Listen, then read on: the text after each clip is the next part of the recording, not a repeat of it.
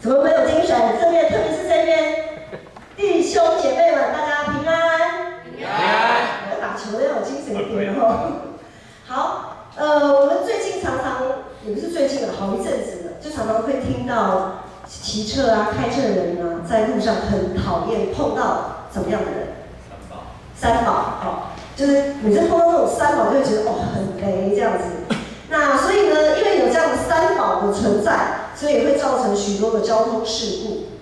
那除此之外呢，那有一位官员啊，有记者就访问一个官员，那个官员就说：“哦，现在交通事故这么多，还有一个原因，除了三宝，他又说了另外一个原因，说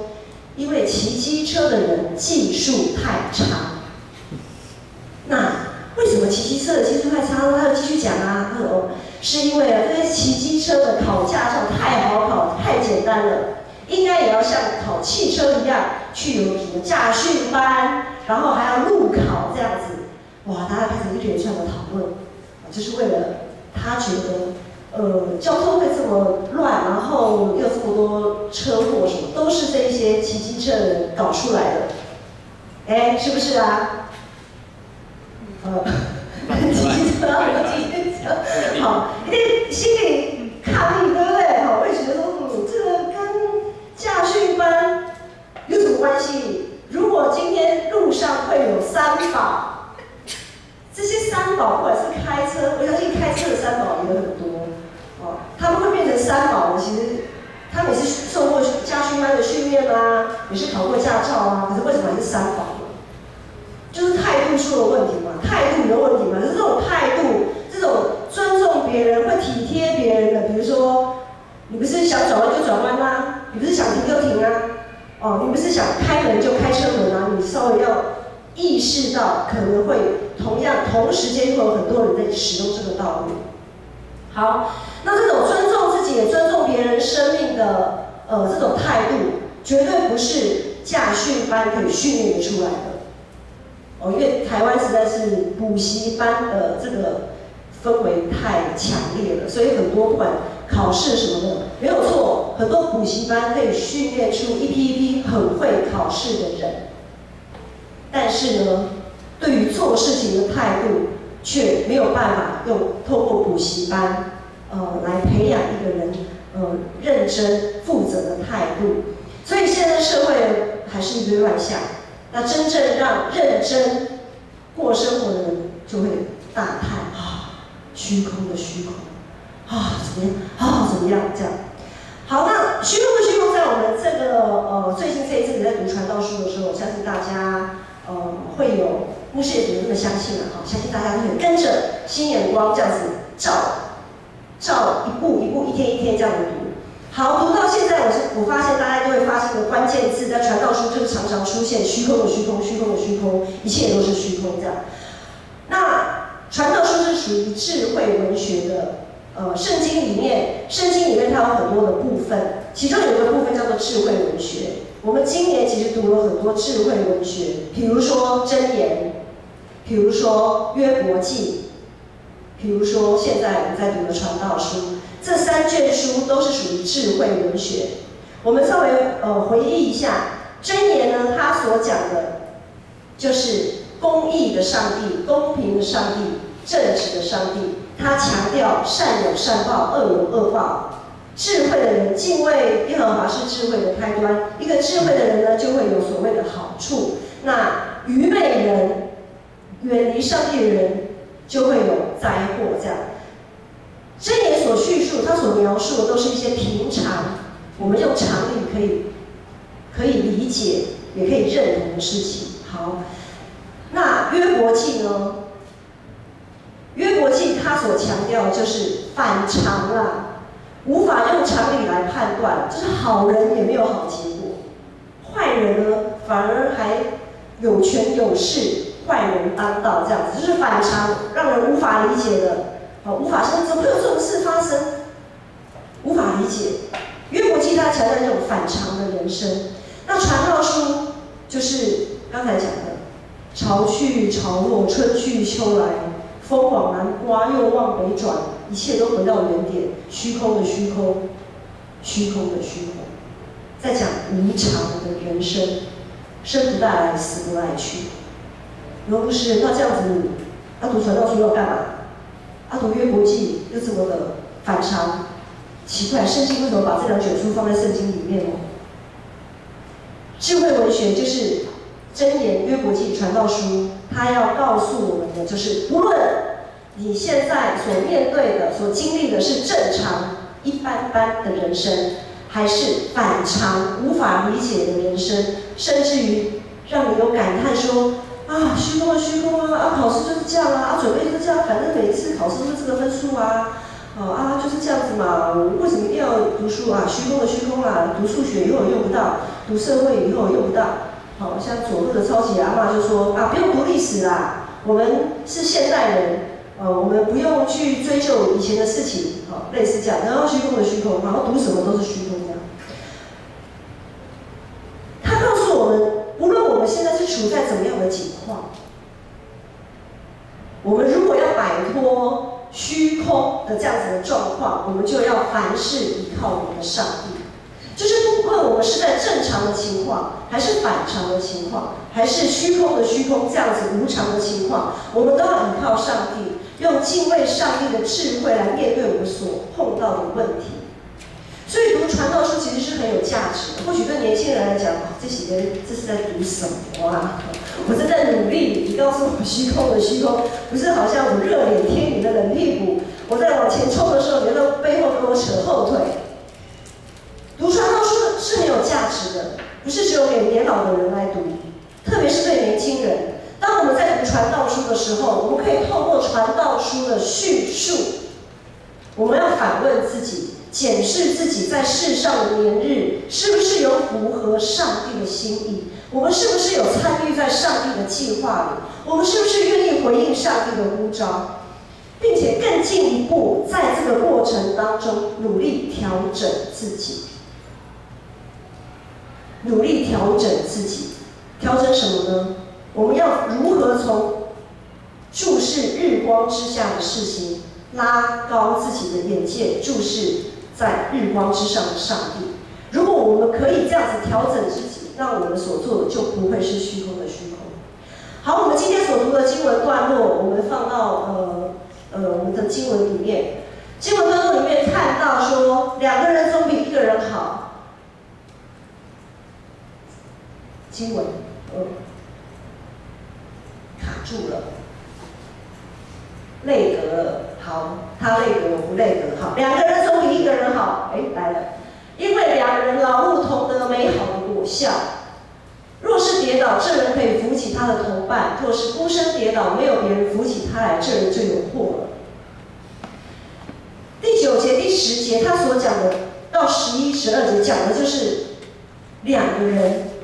比较好，就是团队、群体的力量、群体性。这里强调的是一个群体性，相对于在这一段落9到12节的前一个段落，第7节、第8节呢？第7、第8节，他是说：我转而观看日光之下有一件虚空的事，是什么呢？有人孤单无双，无子无兄弟。所以7、8节在讲一个孤单无双、无子无兄弟的情况是虚空的虚空，然后接到9到12节开始讲到2人总比1个人好，2人劳碌同得美好的果效。9到12节讲这个群体性的重要，它是一个对比。好，这个对比是强调，如果我们太专注于个人的利益，就会破坏群体的和谐跟荣耀。怎么说呢？怎么说？比如说第7、第8节，他是说有人孤单无双，为什么？你说牧师，我们没有孤单啊，我们看大家会坐在一起啊，我们做什么都是有一起，没有同学，没有朋友，没有同事。我们要知道，我们现在是处在一个极度竞争的一个社会里面，在竞争的过程这个氛围当中，其实逐渐，虽然我们好像在群体里，但是其实很多人在群体里面却是孤单的，却是孤单的。明明有同样的目标，但是在同样目标，照理讲应该可以一起走嘛，好，一起往前走。可是，在一起往前走的过程当中，好的话可以互相扶持、互相砥砺，然后呢，可能会有点羡慕，说啊，我羡慕你，你有什么样特别的恩赐啊？啊，另外一个人说，啊，我也羡慕你有什么恩赐，可以互相学习、互相帮补，这还算是比较好的情况。可是有一种情况就会变成羡慕，啊，我羡慕你放在心里面，然后慢慢，那一个羡慕会变成嫉妒。当这个羡慕不是变成互相扶持的那个力量，而是变成嫉妒的时候，两个人的关系就开始有张力了，然后就渐行渐远，两人的关系变成脆弱，变得疏离。因为每个人都想争取自己的曝光率，会注重属于自己的利益，而不是群体的利益这样子。我想最近教会我们都在为了马街杯篮球赛，不管是青少期也好，社青也好，我们有组马街杯篮球赛，正在努力的练习当中，也开始有一些赛事，开始要进行比赛了。好，如果我们在打篮球，在练习的过程当中，或是打球的过程当中，我们如果只注重自己个人技巧的提升，只注重自己的曝光率、曝光度，而不是看着群体的好处的时候，还记得是上次给你们上纪要生理班，还记得吗？好，就说板凳球员，如果我是板凳球员，如果这个板凳从头做到尾，心里一定不太舒服。好，甚至于说，我这个板凳好了，我没有从头做到尾，我大概上场了没有几分钟，然后就下来了，还是坐板凳的时间比上场时间长，好，我心里可能也不舒服。那这个当中我们要看什么呢？我们继续，牧师再继续跟你们提醒，就是我们在群体的训练，如果只是注重在个人技巧的话，那我们很容易，就算是我们胜了这场球赛，这场球赛也不算是胜利。就是我们如果只注重自己的曝光度，这场球赛的胜利也不会是胜利。怎么说呢？群体性的荣誉对我们来讲是什么？赢球嘛，没有错，赢球是荣誉，因为我们都会赢球，如果一直赢上去，就会有奖状啊，第几名就会有至少有一个很响亮的名次这样子。群体性的荣誉是什么？没有错，赢球是其中一个，但是胜利或者是赢球，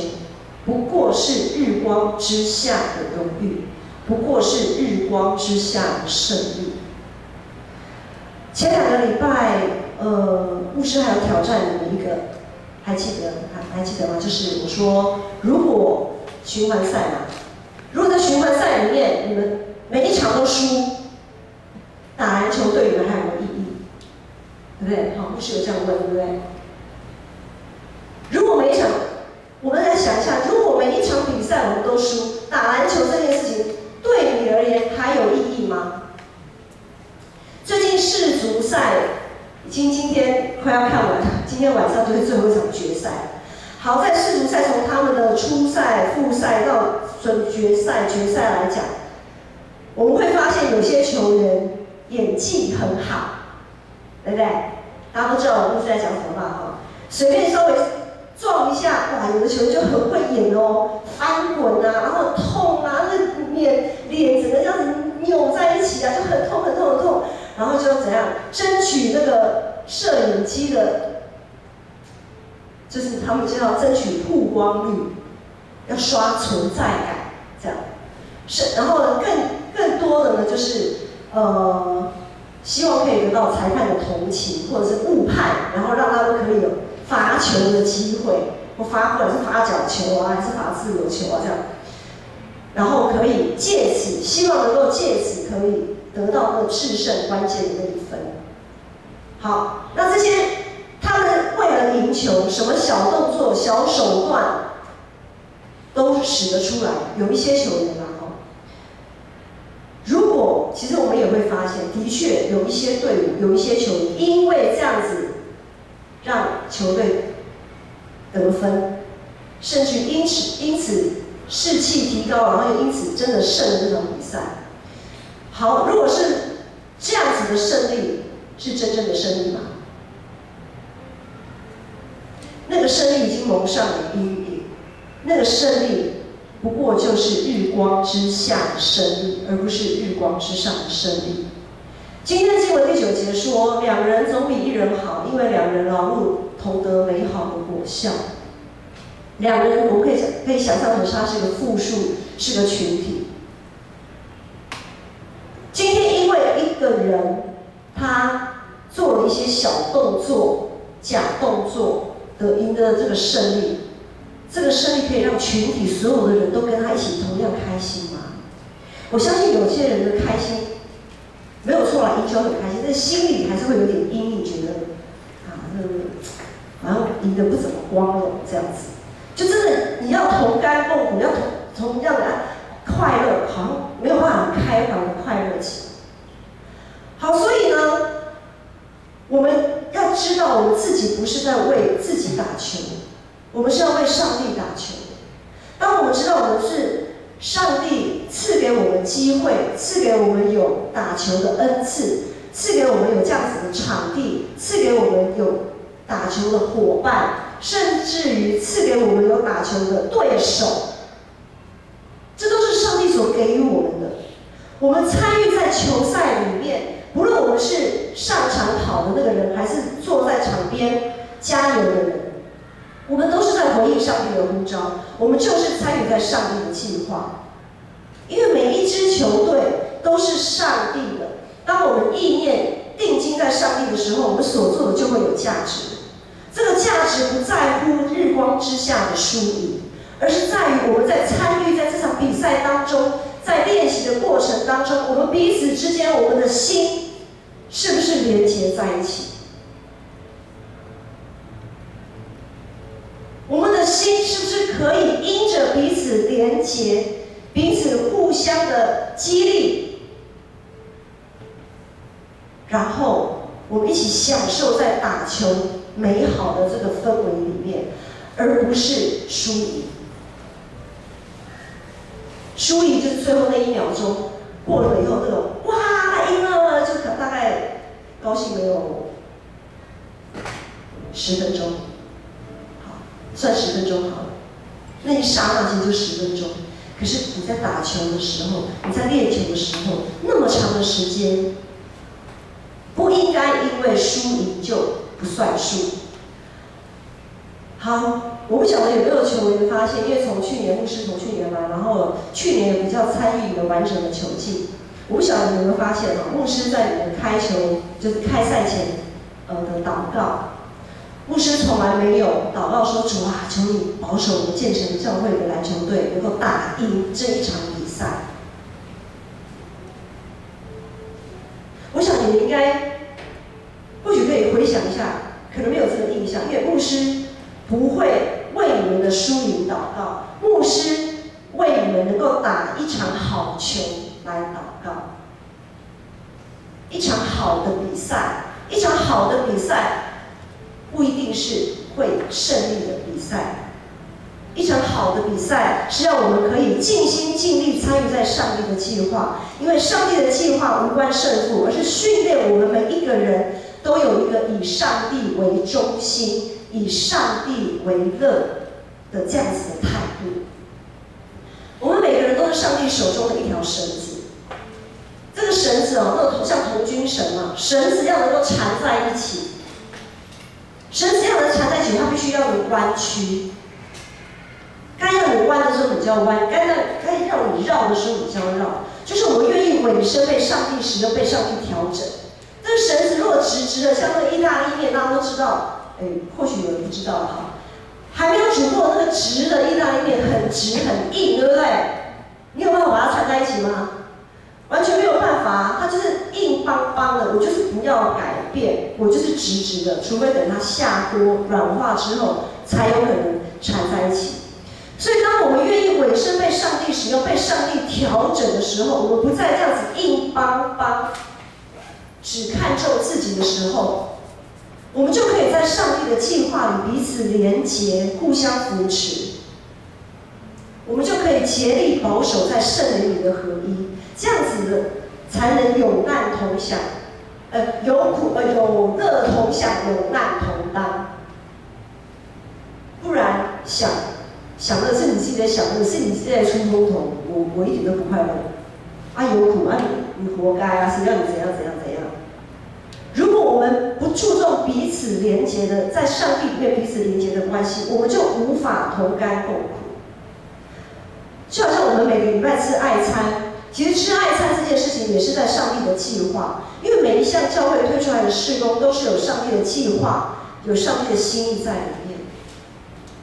当每一个在准备爱餐的这些同工，他们参与在上帝的计划，他们以基督的心为心，借着圣灵所赐给他们的恩赐、好手艺，来完成这些爱餐。所以每一个同工，包括我们吃的人，因为煮的人没有人吃也没用啊，所以不论是煮的人还是吃的人，我们都是。当我们愿意这样子去享用，当他们愿意每个礼拜这样煮的时候，都是在回应上帝的呼召，在参与在上帝的计划。感谢上帝赐给我们爱餐小组有智慧在有限的资源、有限的时间，要来完成许多菜色的变化。为什么要限制金钱、限制时间呢？就是我们不要好像弄得像满汉全席这样，因为我们都知道主日来做礼拜，做礼拜是一个重点，重点不是在吃什么、喝什么，重点是我们做礼拜。那我们怎么样透过吃爱餐的这件事情，如何透过在日光之下我们所做的这些事情，意识到、调整到我们要注重日光之上的事情。牧师好玄哦，什么意思呢？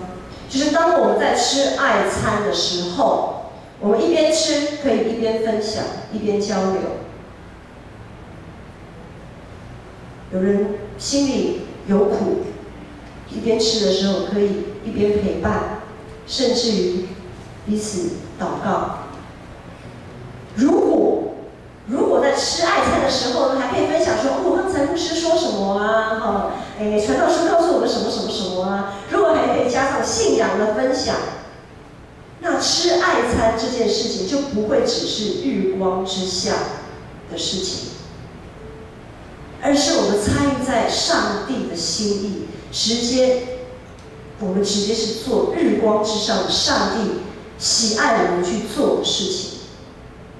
所以，一位成熟的基督徒不应该只是注重今天吃什么、喝什么，合不合我的胃口。要晓得这顿饭是日光之上的上帝赐给我们的，不是日光之下的同工做出来的，是他们做出来。但是如果没有上帝，他们也做不出来。意思是这样。好，那我们如果对这个爱餐不满意，也没关系。你如果真的不满意，因为每个人的口味都很主观嘛，或者是有的人就是不敢吃什么，这是很主观的，不用勉强。我们不用勉强自己明明就不敢吃，或者是不想吃，勉强自己去吃，因为他们是甘心乐意的去做，那我们就要心灵诚实的去享用。好，如果碰到你不爱吃、你不敢吃或者是不想吃的情况之下，我们一样可以陪在别人旁边，跟他聊天，跟他分享，懂这个意思吗？虽然可能我们没有办法，或者是不太想参与在日光之下吃爱餐这件事，但是我们仍然可以享受在日光之上属于上帝的福分。所以，当我们在这样子的过程当中调整自己，就是如果输球或者是坐板凳的时间比较长，或者是碰到不好吃的东西的时候，我们难免心情会受影响。但在这个时候，我们就要注视日光之上的上帝，调整我们自己，看重群体的利益，看重上帝的美好的旨意跟计划。这样子，我们的同甘共苦才会有意义。这样子，我们在参与在上帝的计划里面，才会显得可贵。好，所以呢，不论是打球也好，还是吃爱餐也好，还是我们参与在任何的事工当中，我们到底是要争谁的输赢？是争自己的输赢呢，还是上帝的输赢？我们是要重视谁的喜乐？是重视自己的喜乐，还是上帝的喜乐？当我们参与在教会的事工，参与在教会的上帝的计划，总要不断的提醒自己，我们要借着一切日光之下的活动，调整自己常常注目在日光之上的上帝。我们强调的是马街杯，强调的是福音篮球队。福音就是借着打篮球这件事情来传福音。或许有的人，我们在比赛中可能有的人小动作，你会觉得小动作这么多，跟我吃架拐子，不爽，可恶，他给我架拐子，我要给他架回去，这样子就不好了。当别人给你拐子的时候，当别人让你不舒服的时候，在这个当中，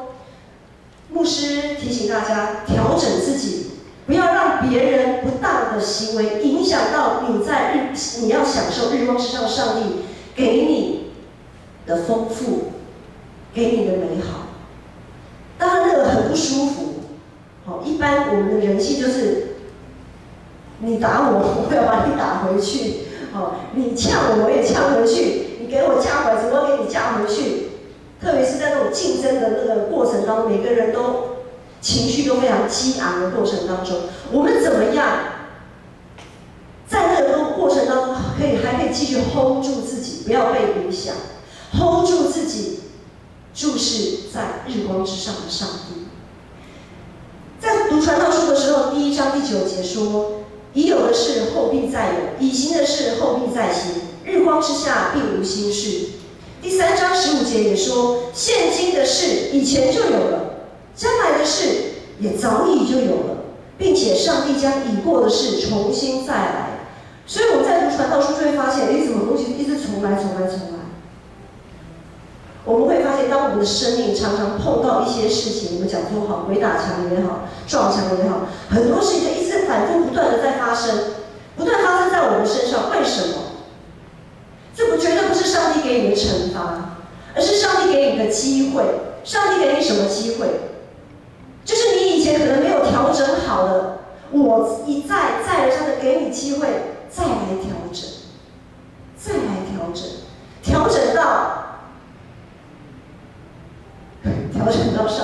上帝满意为止。当然了，当我们真的调整过来的时候，我们也得自由得释放了，因为我们已经不会去那么 care 日光之下的事，而是 care 上帝的心意跟喜欢。愿主的灵充满我们，愿很多事情，愿当上帝把每一件事情都一直不断的放在我们面前的时候，求圣灵帮助我们能够抓住每一次调整自己的机会。在基督里，在教会的团契中，调整自己并不容易，没有人喜欢被调整，因为我们都是用我们自己的想法，我们有我们成长的背景跟环境，调整自己真的很痛苦，真的很难，很不容易。这就好像是一条背负十字架的道路。但是呢，如果我们愿意在调整的过程当中一起受苦，如果我们愿意在调整的过程当中一起受苦，那么我们就可以在从死里复活当中得到那个得胜的胜利。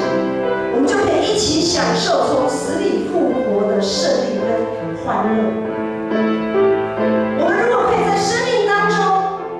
一起来受苦，我们就可以一起在成长当中得荣耀，得到那永恒的报偿，得到永不会衰残的冠冕。我们一起起立来唱这首诗歌。很多时候，我们的生命在调整的时候，就好像大海翻腾一样。我们常常想要逃出上帝的手掌心，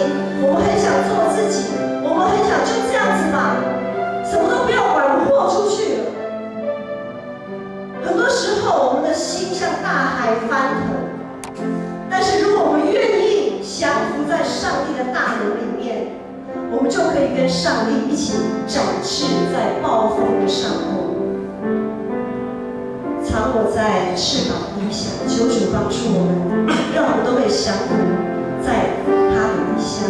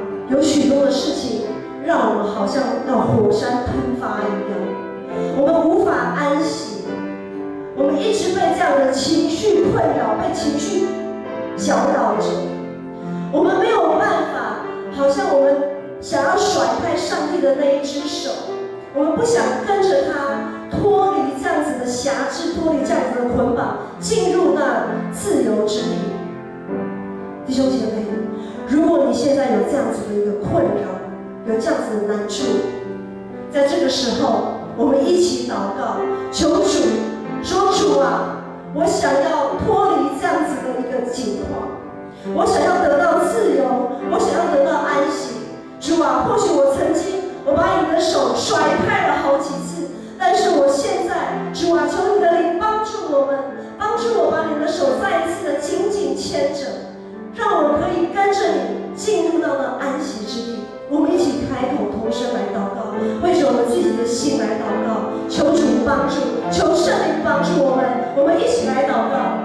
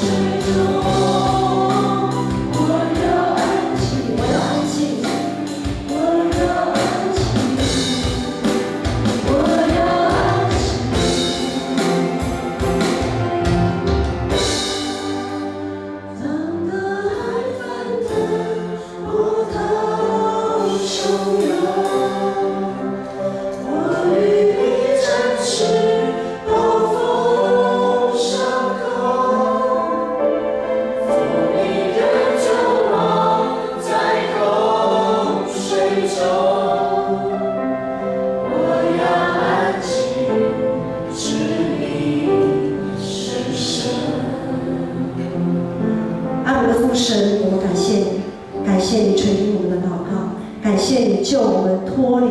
那个患难，救我们脱离那个辖制，救我们脱离那些捆绑。谢谢你带领我们进入那自由之地。愿主耶稣基督的恩惠、天父上帝的慈爱、圣灵的帮助，帮助你们每一个人都可以从那苦难之地进入那恩典的自由安息之地。奉主耶稣基督的名祷告，阿门。